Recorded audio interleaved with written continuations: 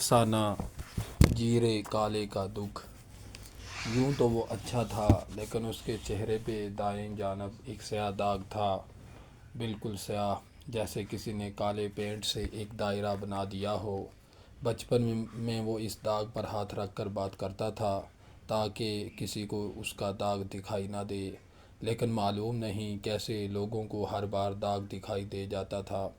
وہ صابن سے چہرے کو دن میں کئی بار رگڑتا، شاید یہ داغ ختم ہو جائے۔ اسے معلوم ہی نہیں تھا کہ قسمت کے لکھے داغ صابن رگڑنے سے صاف نہیں ہوتے۔ وہ کلاس میں چھپ کر ایک کونے میں بیٹھتا۔ کلاس کے بچے اسے جیرا کالا کہہ کر بلاتے تھے۔ اس کی خواہش تھی کہ کوئی اسے اس کے اصل نام سے بھی پکارے، لیکن ایسا کبھی نہ ہوتا۔ رجسٹر حاضری میں اس کا نام ظہیر درج تھا، لیکن جب استاد حاضری لگاتے ہوئے اس کے نام پر پہنچتا تو کہتا، او جیریا، او کالیا، آج آیا ہے کہ نہیں؟ ساری کلاس ہنستی اور وہ تقریباً روتے ہوئے کہتا، حاضر جناب۔ وہ چہرے کا داغ اس لیے بھی مٹانا چاہتا تھا کہ اس داغ کی وجہ سے اسے بہت شرمندگی اٹھانا پڑتی تھی۔ ایک بار نلکے پر سب لڑکے منہ لگا کر پانی پی رہے تھے، سو جب اس کی باری آئی تو لڑکے ہنستے ہوئے کہنے لگے کہ اب اس نلکے سے پانی نہیں پینا، کیونکہ پھر تو ہمارے چہرے پہ بھی کالے داغ بن جائیں گے۔ جب وہ 18 سال کا ہوا تو شناختی کارڈ بنوانے گیا۔ جب فارم پر کر رہا تھا تو وہاں موجود کلرک نے کہا، بھئی تمہارا تو بڑا فائدہ ہو گیا ہے، شناختی علامت تلاش کرنے کی ضرورت ہی نہیں پڑتی، بلکہ دور ہی سے دکھائی دیتی ہے۔ کلرک یہ کہہ کر ہنسنے لگا اور یہ دکھی دل کے ساتھ گھر آ گیا۔ وہ راتوں کو روتا رہتا تھا، لوگ اس کو ایک داغ کی وجہ سے جینے نہیں دے رہے تھے۔ اسے جب کبھی کسی کریم، پاؤڈر یا ٹوٹکے کا معلوم پڑتا تو وہ ضرور آزماتا، لیکن سب بے اثر جاتا۔ وہ اب بڑا ہو گیا تھا۔ فیس بک پر اس نے پروفائل بھی بنا لی تھی، جس میں چہرے کا ایک رخ دکھائی دیتا تھا، مگر مکمل چہرہ دکھانے سے اسے ڈر لگتا تھا۔ وہ اپنی اس تصویر پر سب لوگوں کے کمنٹس ڈیلیٹ کر دیتا تھا، کیونکہ لوگ لکھتے تھے کہ تم نے اصل حسن تو چھپا رکھا ہے۔ کوئی لکھتا، بھئی چہرے کے دوسری طرف کیا ہے؟ وہ ایسی باتیں پڑھ کر ڈر جاتا اور کمنٹس ڈیلیٹ کرنے کے سوا کوئی راہ نظر نہ آتی۔ اس کی زندگی کی کہانی وہاں ایک نیا موڑ لیتی ہے جب اسے محبت ہو جاتی ہے۔ وہ سارا دن اس لڑکی کی گلی میں چہرے کی ایک طرف ہاتھ رکھ کر کھڑا رہتا، لیکن اس کے اندر اتنی ہمت نہیں تھی کہ وہ اظہار محبت کر سکے یا چہرے سے ہاتھ ہٹا سکے، سو وہ روز خود کو کوستا رہتا تھا۔ وہ ان دنوں روز خط لکھتا، جیب میں رکھتا اور اس کی گلی میں جا کر کھڑا ہو جاتا۔ شام کو وہی خط خود پڑھتا، اگلے روز ایک نیا خط جیب میں ہوتا۔ اسے اس بات سے خوف آتا تھا کہ جب وہ ہاتھ ہٹائے گا اور وہ اس کا چہرہ دیکھے گی تو کیا سوچے گی۔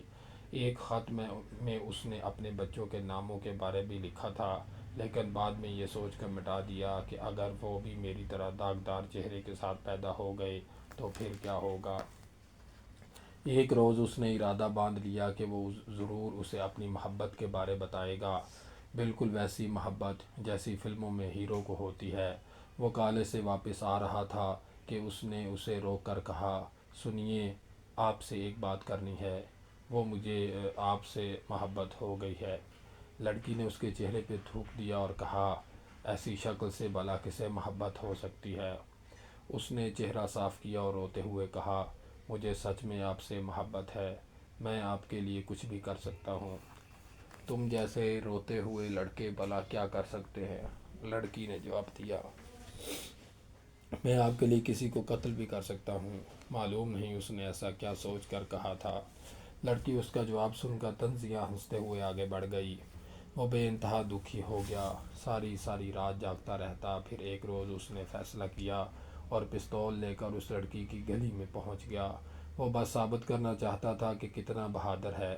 اس لڑکی کے گھر کے دروازے کے عین سامنے کھڑا ہو گیا اور پستول نکال کر لہرانے لگا۔ لڑکی نے کھڑکی سے اسے دیکھا اور پولیس کو فون کر دیا۔ پولیس والے اسے پکڑ کر تھانے لے گئے، اسے خوب مارا پیٹا۔ تھانے میں ایک ہفتہ رہنے کے بعد جب وہ گھر واپس آیا تو اس کے باپ نے اسے گھر سے نکال دیا۔ ان کا کہنا تھا وہ عزت دار لوگ ہیں، جس طرح جیرے کا چہرہ کالا ہے ویسے ہی اس کے کرتوت بھی کالے ہیں۔ اس نے گھر سے نکلنے سے پہلے باپ سے کہا تھا کہ میری بات سنیں، دیکھے میں بے قصور ہوں۔ اچھا تو بے قصور، لوگ محلے تو بے قصور لوگ محلے کی لڑکیوں کو چھیڑتے ہیں اور ہفتہ ہفتہ جیل کاٹ کر آتے ہیں۔ سب کچھ غلط فہمی سے ہوا ہے، میں آپ کو پوری بات تفصیل سے بتاتا ہوں، لیکن بات کی تفصیلات سننے کا کسی کے پاس وقت نہیں تھا۔ وہ گھر سے نکل گیا، سارا دن گلیوں میں آوارہ پھرتا رہتا، پھر خواجہ اسراؤں کے ساتھ بھیک مانگنے لگا۔ خواجہ اسرا جہاں کہیں ناچنے جاتے تو وہ ان کے سامان کا خیال رکھتا تھا۔ عرصہ ہوا اس نے چہرہ دیکھنا چھوڑ دیا تھا، اسے اب یقین ہو چلا تھا کہ یہ داغ کبھی نہیں مٹ سکتا۔ گرمیوں کی راتوں میں جب وہ چھت پر لیٹتا تو اس کی سوچوں کا رخ ماضی کی جانب مڑ جاتا۔ وہ اپنی ماں، باپ، بہن بھائیوں کو یاد کرتا اور سوچتا کہ کیا وہ بھی اسے ایسے ہی یاد کرتے ہوں گے۔ گھر کے عقب میں بنے باغیچے میں کھلے پھول کیسے ہوں گے؟ وہ جب وہاں تھا تو روز ان پودوں کو پانی دیتا تھا، تو اب انہیں کون پانی دیتا ہوگا؟ کیا وہ سب پودے سوکھ گئے ہوں گے؟ انہوں نے گھر میں جو مرغیاں پال رکھی تھیں وہ کیسی ہوں گی؟ وہ سوچتا کہ کیا پودے اور جانور بھی انسان کی کمی محسوس کرتے ہیں؟ اس کا دل کہتا شاید ہاں۔ پھر اسے وہ لڑکی یاد آ جاتی جسے وہ خط لکھا کرتا تھا، جو کبھی اس تک نہ پہنچ سکے۔ تو کیا اس لڑکی کے دماغ کے کسی نکڑ پر جیرے کالے کی سوچ بھی ابھرتی ہوگی؟ اس کا دل کہتا تھا شاید نہیں، اور وہ آنکھوں سے پھوٹتے چشمے کے آگے بند باندھ کر سو جاتا۔